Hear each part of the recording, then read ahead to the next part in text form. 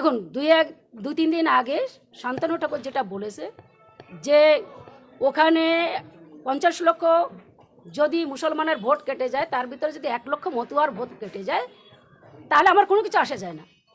তো সেই কারণের জন্য মতুয়ারা এসেছিল, যাদের এতদিন ধরেও ঠকিয়েছে, সিএর কার্ড করে, মতুয়াদের কার্ড করে এবং হিন্দুর কার্ড দিয়ে তারা তার জবাব চাইতে এসেছিল যে মতুয়াদের যে 1 লক্ষ লোকের ভোট যদি কেটে যায়, তাহলে সেই ভোটটা আজকে আপনার এর জবাব আপনি দিন। তার জন্য আজকে গুন্ডা বাহিনী এনে বিজেপির মানে সভাপতি তাকে এনে আজকে মতুয়াদের গায়ে হাত দিয়েছে, গোসাই পাগল সাধু তাদের মেরেছে।